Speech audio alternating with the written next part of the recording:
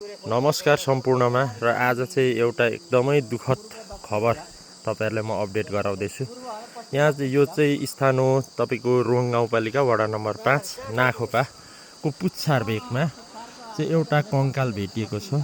अघि मात्रै मैले पोस्ट गरेको थिएँ र अहिले यहाँ म प्रत्यक्ष ठाउँमा आएर तपाईहरुलाई यहाँ यी भिडियो गरेर देखाउँदैछु। यो चाहिँ तपाईको मानव कंकाल रहेको छ र यहाँ चाहिँ यहाँदेखि अलिक माथि यो आसपासमा चाहिँ टी-शर्ट नीलो कलरको टी-शर्ट देखेको भनेर यहाँ स्थानीय हाम्रो साथीहरुले बताउनु भएको छ र यहाँ माथि पनि यो कंकालहरु रहेको छ। यो लगभग 1.5 महिना ज्यादा भइसकेको हुन सक्ने आशंका गरिएको छ र यहाँ छेउै रक्सीको बोतल पनि रहेको भनेर यहाँ जानकारी रहेको छ।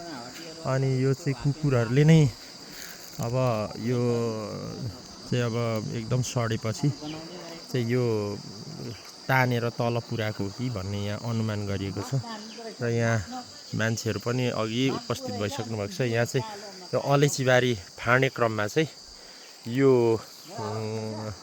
घटना चाहिँ यहाँको स्थानीयहरुले देखेको भनेर चाहिँ यहाँ जानकारी आएको छ र यो अब प्रत्यक्ष त्यहाँ जान सकिने अवस्था छैन। त्यसैले अब सम्पूर्णमा फेरि पनि म अपडेट गराइरहनेछु। मलाई साथ दिनु होला। हस्त धन्यवाद।